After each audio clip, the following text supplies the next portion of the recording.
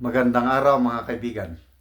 Pag-usapan natin ngayon ang mga pangyayari sa Kamara na may signature drive daw na naglalayon na paapurahin ang pag-transmit ng impeachment complaint laban kay BP Sara mula sa Kamara papuntang Senado. At meron daw pangatlong impeachment complaint na isasampa laban kay BP Sara. Pakinggan natin itong balita ng ANC at bigyan natin ng reaksyon. Gets underway at the Philippine House of Representatives to fast-track the transmittal to the Senate of 2 impeachment complaints against Vice President Sara Duterte. A third complaint is reportedly in the works. Vivian Gulia has tonight's top story. The 2 impeachment complaints filed against Vice President Sara Duterte have yet to be transmitted to the office of House Speaker Martin Romualdez. House Secretary General Reginald Velasco explains his office's legal team is still reviewing the complaints and that there is a possibility that a third impeachment complaint will be filed against Duterte. May mga congressman na kumausap sa akin na meron daw silang pinag-iisipang i-file or i-endorse. Kaya on hold kami dito, naghihintay kami. Maybe today or Monday. Velasco refused to give further details, but said he was informed that the fresh complaint may be filed not later than next week. Inatribili kasi meron kaming agreement na it will remain confidential until they actually endorse or file the complaint. His office targets to transmit next week all impeachment complaints filed against Duterte to the Speaker's office for inclusion in the House Plenary's order of business. 3 lawmakers from the Makabayan bloc of the House of Representatives have initiated efforts to gather the signatures of at least 1/3 of 307 House members on a resolution of impeachment against Duterte. Once accomplished, House rules provide that such a resolution shall be endorsed to the Senate without having to go through the House Committee on Justice. The resolution is based on the impeachment complaint endorsed by the 3 Makabayan congressmen on Thursday, which cited betrayal of public trust as a lone ground and 3 issues connected with the utilization of confidential funds by the offices led by the Vice President. On Wednesday night, around 200 congressmen went to Malacanang for a Christmas fellowship with President Ferdinand Marcos Jr. They presented to the President a House resolution previously approved in the plenary, expressing the lower chamber's support for the chief executive. In a manifesto, several House members also vowed to uphold and defend the Constitution amid supposed threats that seek to undermine the country's security and democracy. At least 2 congressmen said there were no talks of impeachment against the Vice President during the gathering. Wala. Hindi nga po napag-usapan yung politika eh. More on ng nasabi ng ating Pangulo. Kung ano yung mga trabaho na ginagawa ng legislative, ng eksekutibo, magtrabaho lang tayo. Should the impeachment complaint against Duterte be elevated to the upper chamber of Congress, Senate President Francis Escudero says the Senate impeachment court is not bound by the calendar of Congress and can hold trial even when Congress is on break. Na hindi saklaw at labas sa ordinaryong sesyon ng Senado kung saan kailangan nagsesesyon din yung aming counterpart sa Kamara de Representantes. Kung may malaking kung yan ang pagpapasahan ng impeachment court. The Vice President has yet to issue a comment on the impeachment complaints filed against her, but she previously denied there was misuse of public funds in her office. A day after the fellowship, President Marcos visited Davao del Norte, a known bailiwick of the Dutertes, to lead the distribution of land titles and condonation of loans. The President did not mention the Vice President or made comments on ouster moves against Duterte. He, however, said that the Davao region is special to him because of the support he received during the previous elections. Ang rehiyon ng Davao ay may espesyal na bahagi sa aking puso. Ngayong nasa Miss Universe ka, kaya mo bang tumayo ng ilang oras? Kaya.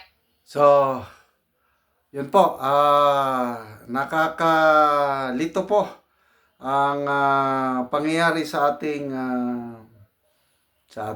bansa ngayon na nagsalita ng Pangulo, ayaw niya ng impeachment, tinuloy pa rin. Ngayon, nagkaroon ng fellowship dinner sa Malacanang at nag-submit ng manifesto ang mga kongresista. Ano ba talaga? Sinusuportahan nilang Pangulo o itutuloy ang impeachment? Kahit naka-heels ka. Na nakakalito, no? Bahagi sa aking puso.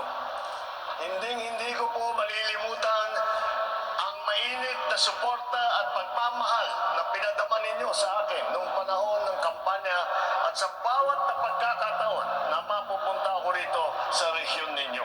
Vivian Gulia, ABS-CBN News. The Philippine Vice President calls on Filipinos to practice forgiveness this Christmas season. Sara Duterte delivered this. Okay, so pulsuhan natin ha. Yung signature drive. Signature campaign na apurahin ang pag-endorse ng impeachment complaint sa Senado. So yan. Then, yung pangatlong impeachment complaint. Sabi ng Secretary General ng Kamara, may magpa-file by next week. So, ano ang ibig sabihin nito?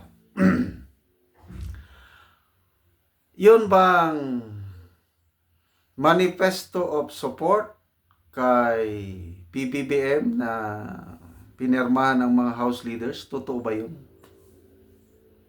Yun bang pahayag ng Pangulo na ayaw niyang maituloy ang impeachment dahil nakakaabala lang sa ating bansa? Totoo ba yun? Sincero ba siya sa kanyang pahayag? O political drama lang? Ito lang ang sa akin, ano? Sa umpisa, tuwan-tuwa ako, naniniwala ako sa pahayag ng Pangulo na ayaw niya na madiskaril o madistract ang focus ng ating bansa. Ayaw niya ng impeachment dahil hindi nakakatulong sa Pilipino. Agree ako doon. But on his sincerity, nagdududa na ako. Baka political drama lang. Baka hugas kamay lang. Kung totoo, ang Pangulo, totoo yung mula sa puso yung sinasabi niya, wag na yung impeachment dahil marami tayong problema. Kung totoo yun, dapat magresulta ito, yung impeachment na isinasampa sa Kamara, hindi nila mapagilan. Agree ako doon, hindi mapigilan ng mga kongresista yung pagsasampa. Anybody can file an impeachment against impeachable officials. Pwede yun. Hindi rin nila mapigilan ang mga mangilan-ilang kongresista kagaya ng Akbayan, Makabayan Black na endorse. Kaya lang, ang magagawa ng leadership ng Kamara kung totoong sinusuportan nila ang Pangulo, yung manifesto of support nila kung totoo talaga yun, wag na nilang iakyat ang impeachment complaint, kaya nilang patayin. Kasi gahol sa oras calendar lang. Wala. Hindi pwedeng i-transmit, ibigay ang Committee on Justice. Pwedeng doon pa lang mamamatay na. Kung totohanan yung suporta ng mga kongresista sa Pangulo. Kung totohanan ang Pangulo na ayaw talaga niyang impeachment, dapat ganon ang mangyari. Kaya lang, despite sa sinasabi ng Pangulo, despite sa pagtutol ng Iglesia ni Cristo, despite sa manifesto of support ng mga kongresista sa Pangulo, itutuloy pa rin nila, iakyat nila ang impeachment complaint sa Senado, wala na. Drama-drama na lang ito. Hugas kamay na lang sila, Pangulo, para hindi siya sisihin ng taong bayan. So, bahala na ang taong bayan.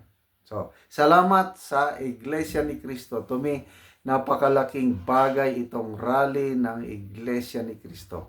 Ako, naniniwala pa rin ako na dahil sa black voting ng Iglesia ni Cristo next year, I am hoping na hindi mai-endorse ng mga kongresista ang impeachment complaint papunta sa Kamara. Kahit pangatlo, pang-apat, kahit 10 impeachment complaint pa ang isasampa kay VP Sara, hindi dapat tayo mag-alala. Kasi may pangatlo eh. May pang-apat pa kaya. Ang Iglesia ni Cristo, hindi nila sa kawalang, yung kipit balikat na. They cannot take for granted ang Iglesia ni Cristo. Kasi babantayan ng Iglesia ni Cristo kung sino-sino yung mga kongresista na mag-endorse ng impeachment pataas. Wala silang makukuhang boto sa Iglesia ni Cristo sa next election. Salamat sa Iglesia.